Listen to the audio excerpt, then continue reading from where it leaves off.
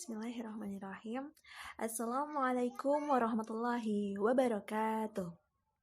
Teman-teman yang Ustazah cintai karena Allah, bagaimana kabarnya hari ini? Semoga Zumi, Alfayat, Zamzam, Ashidik, Sozo, Atta, Rashid, Selo, Rafa, Zakwan, kemudian Mikdad, Fatih, Jundi, dan Sakib semuanya ada dalam keadaan sehat walafiat. Dan semoga ayah bunda teman-teman di rumah pun dan keluarga semuanya dalam keadaan sehat walafiat. Amin. Allahumma amin. Baik teman-teman yang Ustazah cintaikan Allah, kita awali pembelajaran hari ini dengan membaca doa Thalabul Ilmi. Irfa'u aydiyakum. Bismillahirrahmanirrahim. Rabbi zidni ilman warzuqni fahman. Ya Allah, tambahkanlah kepadaku ilmu dan rizkikanlah kepadaku pemahaman yang baik. Allahumma inni a'udzubika min munkaratil akhlaqi wal a'mali wal ahwa'i. Amin. Alhamdulillahirabbil alamin. Alhamdulillahillazi binikmatihi tatimmus shalihat. Asyhadu an la ilaha illallah wa asyhadu anna Muhammadar Rasulullah. Alhamdulillahirabbil alamin. Hari ini kita masih bisa menghirup udara dengan enak, dengan bebasnya, dan semoga semua nikmat-nikmat yang Allah titipkan kepada kita membuat kita semakin dekat kepadanya. Dan semoga setelah kita rehat hari Sabtu dan Ahad, teman-teman mungkin melakukan aktivitas yang lainnya, semoga hari ini semangat belajarnya terus meningkat lagi. Sebagaimana para ulama zaman dahulu pun, mereka menjadi seorang alim. Tapi sebelumnya mereka adalah seorang penuntut ilmu yang semangatnya luar biasa. Mereka rela berjalan dengan jarak yang sangat jauh di atas padang pasir yang panas demi untuk mencari ilmu. Bahkan ada seorang ulama yang selama 2 tahun punggungnya tidak pernah menempel ke alas tidur. Artinya apa teman-teman? Semangat belajarnya yang tinggi membuat dia tidak pernah tidur di atas ranjang. Artinya tidurnya sesekali adalah di atas tumpukan buku. Ada pula ulama yang masa kecilnya sangat semangat sekali untuk menuntut ilmu. Bahkan sebelum subuh dia sudah bersiap-siap untuk bergegas berangkat belajar. Sampai-sampai ibunya pernah menyimpan bajunya supaya apa? Supaya anaknya tidak terlalu pagi untuk belajar. Nah, teman-teman, itu adalah sekilas tentang semangat para ahli ilmu, para ulama, semangat mereka dalam belajar. Semoga kita yang insya Allah bercita-cita menjadi seorang ahli ilmu, kita pun meneladani mereka terkait semangat belajarnya. Meskipun teman-teman belajar tidak dikutip secara langsung setiap hari, tetapi semoga hal tersebut tidak mengurangi rasa semangat teman-teman untuk tetap belajar, untuk tetap menjaga semangat dan adabnya saat belajar. Teman-teman yang dirahmati oleh Allah Subhanahu wa Ta'ala, hari ini insya Allah Ustazah akan melanjutkan pembahasan tentang subtema air. Namun sebelumnya, mari kita murojaah terlebih dahulu proses turunnya hujan dan fungsi hujan sebagai media, sebagai perantara tumbuhnya biji-bijian dan tumbuh-tumbuhan. Teman-teman ikuti Ustazah ya. A'udzu billahi minasyaitonir rajim. Bismillahirrahmanirrahim. Wa anzalna, dan kami turunkan, minal mu'sirati, dari awan, ma'an, air, jaja, yang tercurah. Kemudian fungsi air. An-Naba ayat 15. Linukhrija, supaya kami tumbuhkan, bihi, dengan air, habban, biji-bijian,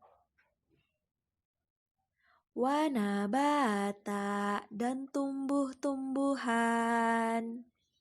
Nah teman-teman, setelah sebelumnya kita belajar terkait ayat-ayat tentang air, yang dimana air itu adalah sebuah kenikmatan, yaitu kita bisa hujan-hujanan dengan air hujan yang penuh dengan keberkahan.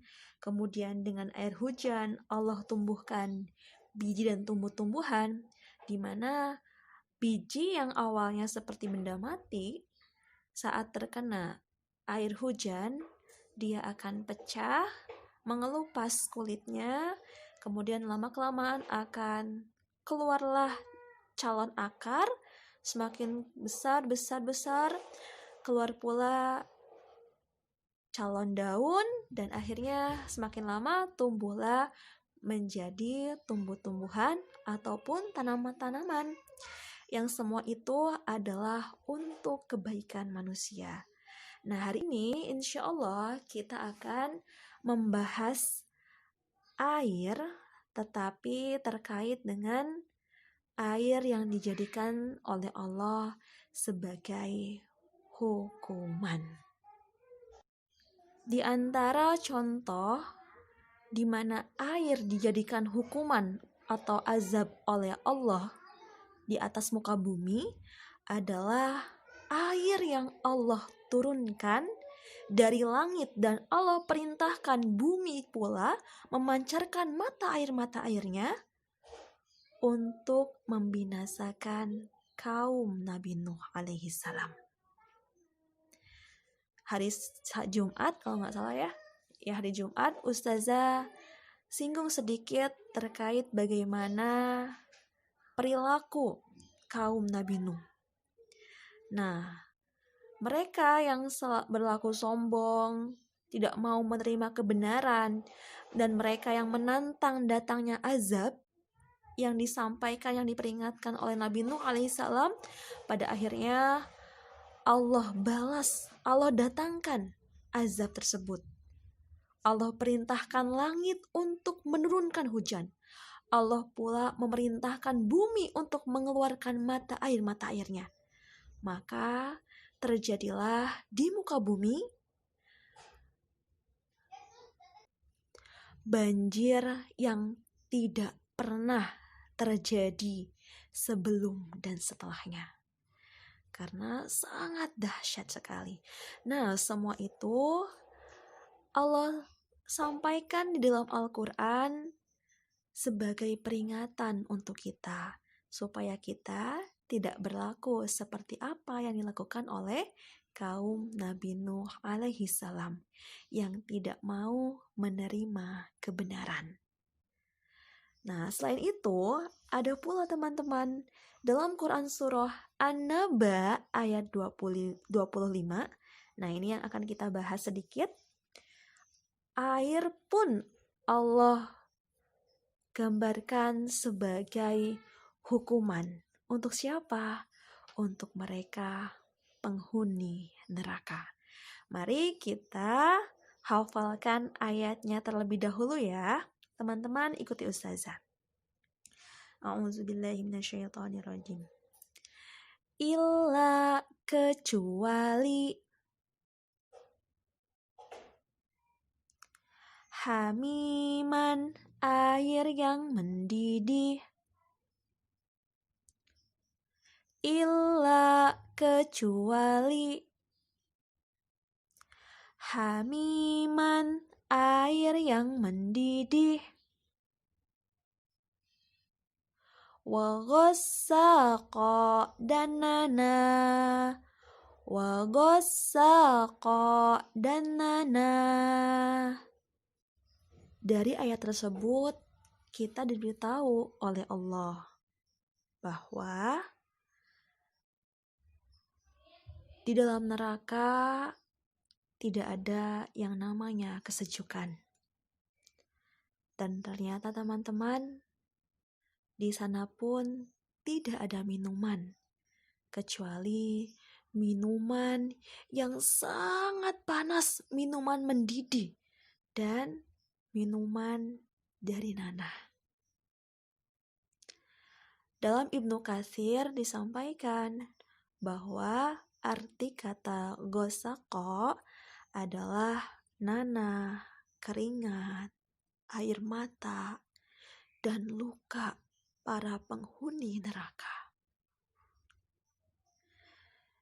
Yang keadaannya air tersebut sangat dingin yang tidak bisa tersentuh oleh manusia.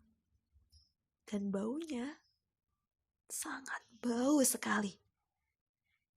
Kita tidak bisa membayangkan bagaimana baunya, dan kita tidak bisa membayangkan bagaimana panas dan dinginnya air tersebut. Dan semoga kita pun tidak akan pernah merasakan yang namanya hamiman wa ghassaqa.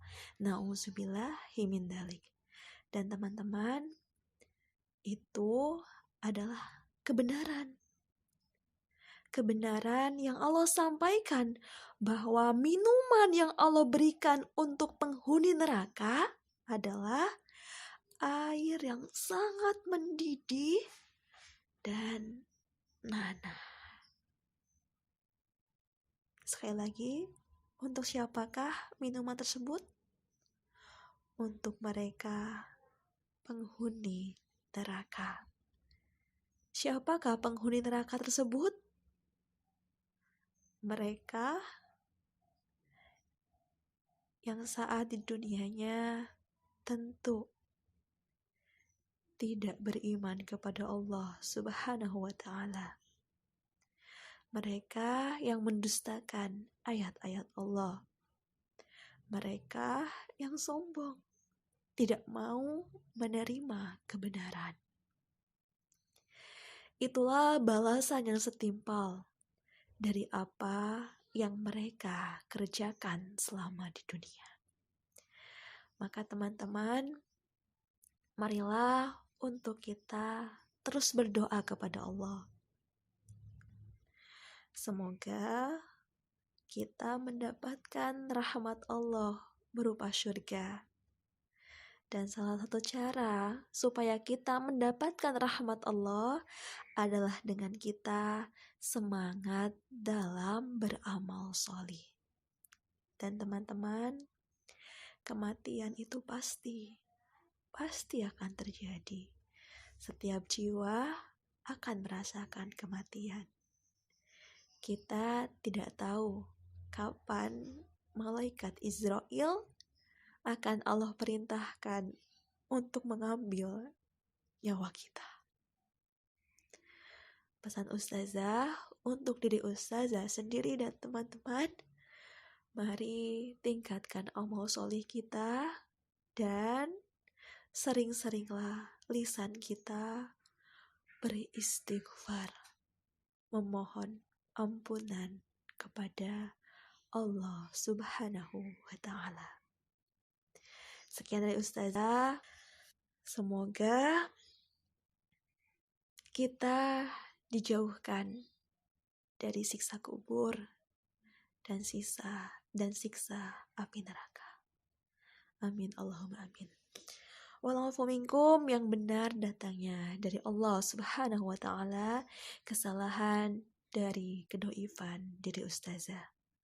Jazakumullah khairan katsiran. Wassalamualaikum warahmatullahi wabarakatuh. Hayanah tatim hadir dirasa bidu'ai akhirul majlis. Irfa'u aidiakum.